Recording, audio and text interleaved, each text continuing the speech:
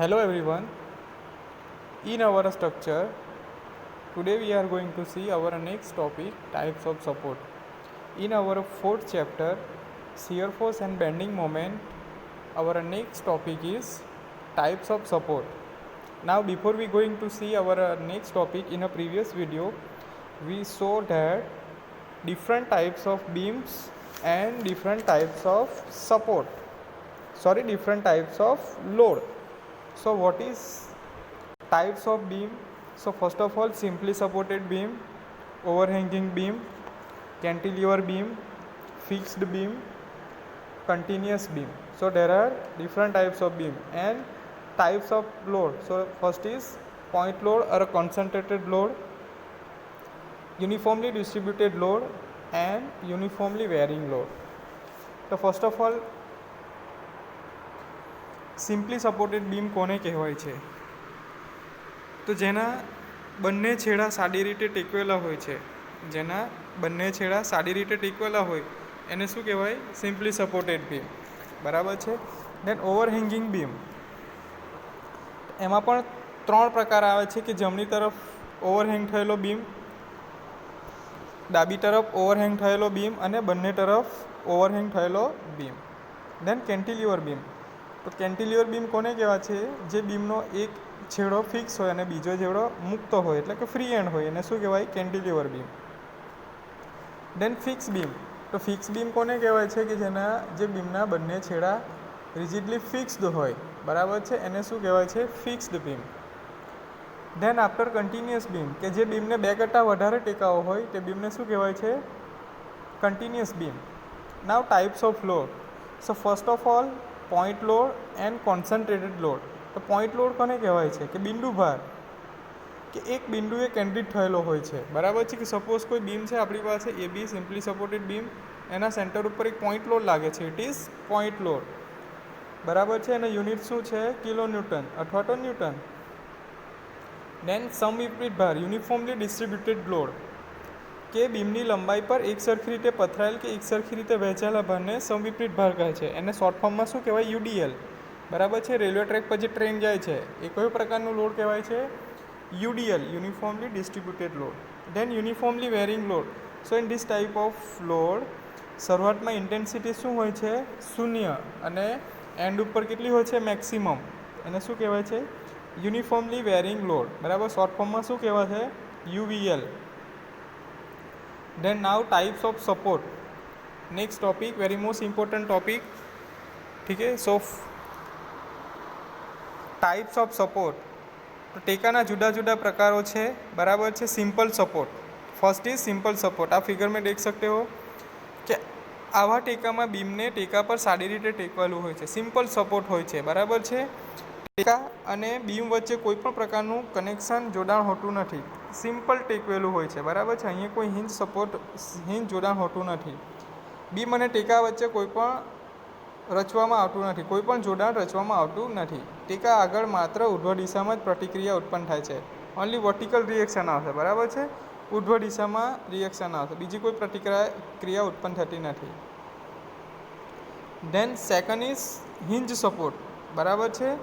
Hinge એટલે કે મિજાગરાવાળો ટેકો, કે આ પ્રકારના ટેકામાં બીમનો છેડો ટેકા સાથે હિંજથી જોડાયેલો છે, બરાબર છે. આ ફિગરમાં આપણે જોઈ શકો છો, બરાબર છે. અહીંયા હિંજ પ્રોવાઈડ કર્યો છે, બરાબર છે. હિંજ સપોર્ટ પ્રોવાઈડ કર્યો છે, કે આ પ્રકારના ટેકામાં બીમનો છેડો ટેકા સાથે મિજાગરાથી જોડાયેલ હોય છે. આવા ટેકામાં બીમ આગળ પાછળ ખસી શકતું નથી, બરાબર. મૂવેબલ, આગળ પાછળ થતું નથી, બરાબર, પરંતુ કોઈ પણ દિશામાં ફરી શકે છે, રોટેશન થાય છે, બરાબર છે. આવા ટેકામાં ત્રણ પ્રકારના રિએક્શન આવશે: વર્ટિકલ, હોરિઝોન્ટલ અને ઇન્ક્લાઇન, બરાબર છે. ત્રણ પ્રકારના રિએક્શન આવશે: હોરિઝોન્ટલ, વર્ટિકલ એન્ડ ઇન્ક્લાઇન, બરાબર છે. દેન આફ્ટર ફિક્સ સપોર્ટ, કે બીમનો છેડો દિવાલ કે કોલમ સાથે બરાબર જકડાયેલો હોય છે, બીમનું છેડા પાસે હલનચલન થઈ શકતું નથી. આવા ટેકા પાસે વર્ટિકલ, હોરિઝોન્ટલ અને મોમેન્ટ પેદા થાય છે, બરાબર. ફિક્સ સપોર્ટ યાદ રાખો. ફિક્સ સપોર્ટ માટે ત્રણ રિએક્શન આવે છે, બરાબર છે. વર્ટિકલ, હોરિઝોન્ટલ અને મોમેન્ટ, બરાબર છે. નાવ રોલર સપોર્ટ. તો આ પ્રકારના ટેકામાં ટેકા નીચે રોલર ગોઠવેલા હોવાથી બીમ સપાટી પર આગળ પાછળ સરકી શકે છે, બરાબર, મૂવેબલ છે, આગળ પાછળ મૂવ થઈ શકે છે. આવા ટેકામાં રોલર જે સપાટી પર ટેકેલ હોય તે સપાટીને લંબ દિશામાં જ પ્રતિક્રિયા ઉત્પન્ન થાય છે, બરાબર છે. વર્ટિકલ રિએક્શન આવશે ઇન રોલર સપોર્ટ, બરાબર છે. આવા ટેકા ક્યાં પ્રોવાઈડ કરવામાં આવે છે? તો સામાન્ય રીતે પુલના છેડે વાપરવામાં આવે છે, જેથી વાહનો દ્વારા લગાવતી બ્રેક કે તાપમાનમાં ફેરફાર થવાથી રોલર સરકે છે અને પુલના બાંધકામને નુકસાન થતું નથી. So this is the roller support. Now very most important theory, determinate and indeterminate beam, બરાબર છે. સો કે બીમના સમતોલન માટેની 3 શરતો છે. Equilibrium condition, you know very well about this condition, ठीक है, आप अप्लाइड मैकेनिक्स में पढ़ चुके हो, ठीक है. तो equilibrium condition of 3 equilibrium condition are there, summation H equal to R, summation V equal to R and summation M equal to R, ठीक है. कि कोईपण बीमનું એનાલિસિસ કરવું હોય, બરાબર છે, તો 3 ઇક્વિલિબ્રિયમ કન્ડિશનથી થઈ શકે. Horizontal force equal to 0, vertical force equal to 0 end moment equal to 0, બરાબર છે. આ 3 સમતોલોથી જે બીમનું એનાલિસિસ કરી શકાય તેને શું કહેવાય છે? ડિટર્મિનેટ બીમ, સ્ટેટિકલી ડિટર્મિનેટ બીમ. અને જે બીમનું આ 3 કન્ડિશનથી અભ્યાસ ના થઈ શકે એને શું કહેવાય છે? ઇનડિટર્મિનેટ, સ્ટેટિકલી ઇનડિટર્મિનેટ, બરાબર છે. તો બીમના સમતોલન માટેની 3 શરતો જરૂરી છે. Summation H equal to 0, summation V equal to 0 અને સમેશન એમ ઇક્વલ ટુ 0, બરાબર છે. તો બીમનું એનાલિસિસ કરવું એટલે બીમની અજાણી રાશિઓ જેવી કે રિએક્શન, અનનોન ક્વોન્ટિટી શું આવશે? Reaction, shear force, bending moment, slope અને ડિફ્લેક્શન, બરાબર, આ બધું ફાઇન્ડ કરવાનું આવશે, બરાબર. સ્ટેટિકલી ડિટર્મિનેટ બીમ, જે બીમનું એનાલિસિસ સમતોલનની 3 શરતો કઈ કઈ છે? Summation H equal to 0, summation V equal to 0, summation M equal to 0 ની મદદથી થઈ શકે તેને સ્ટેટિકલી ડિટર્મિનેટ બીમ કહે છે.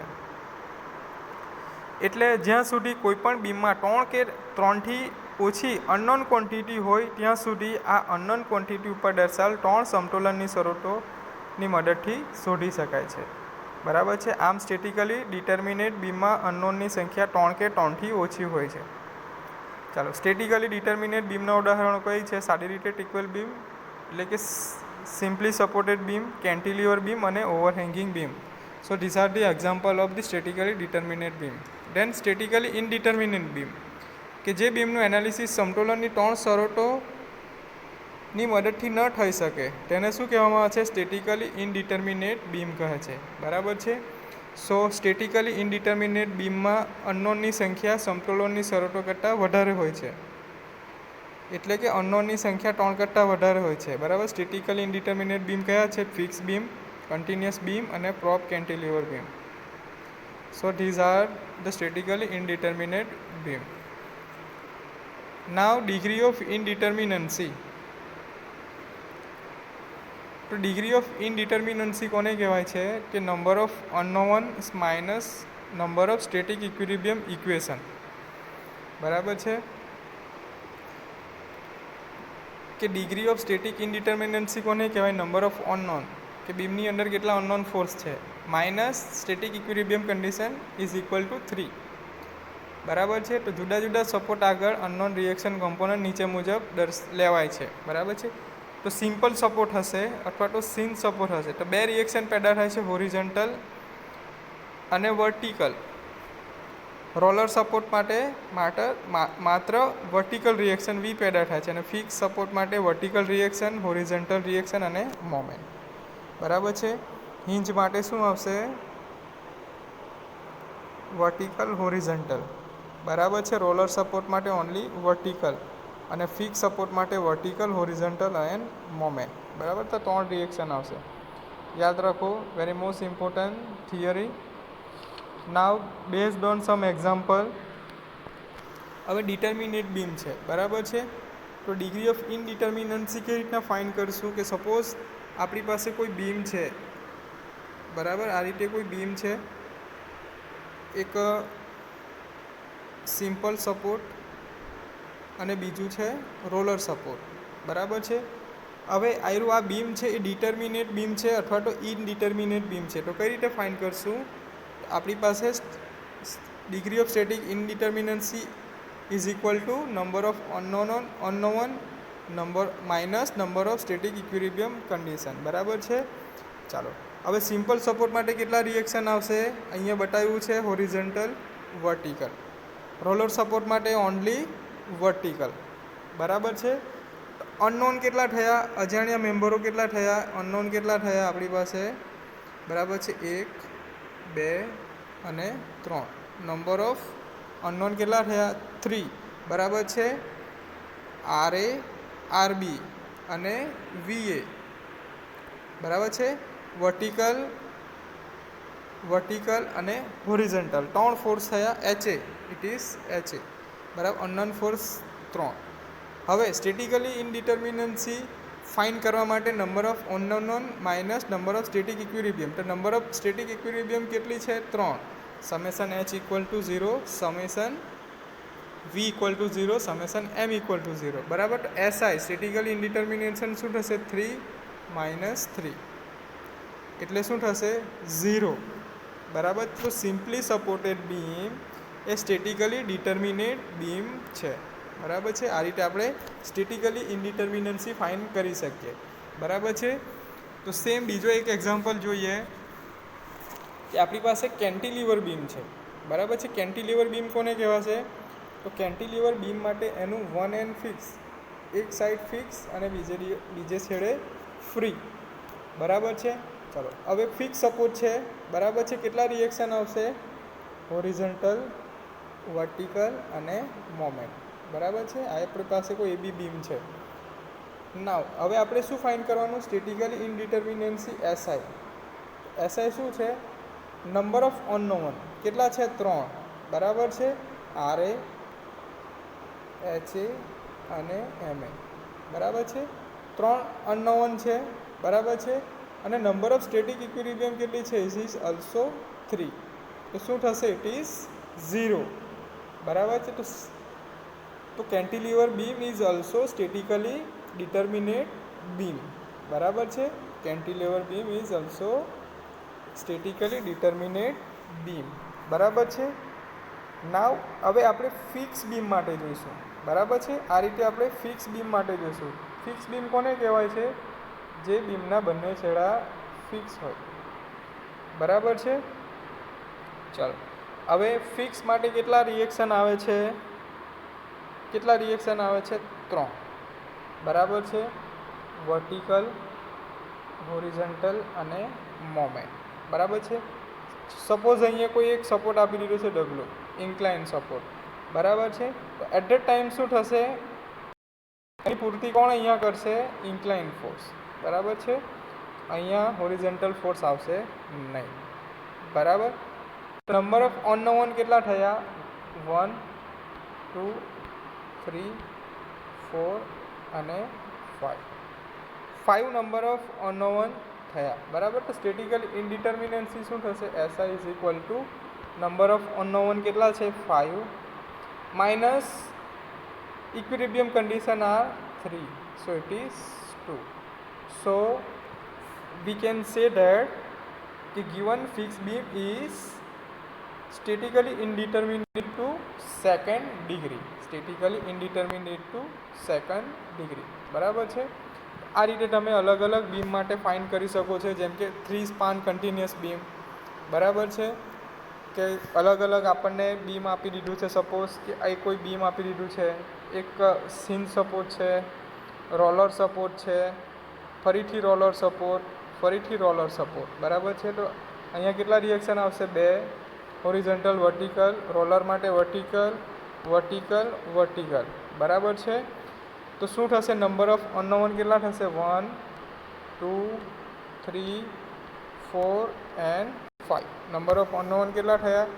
SI is equal to number of unknown 5 minus equilibrium condition is 3, બરાબર. તો ઇટ ઇઝ 2, બરાબર. તો 3 span continuous beam is known as statically indeterminate to second degree. બરાબર છે. તો આ રીતે આપણે જુદા જુદા બીમ માટે ફાઇન્ડ કરી શકીએ કે given beam is statically ડિટર્મિનેટ or ઇનડિટર્મિનેટ.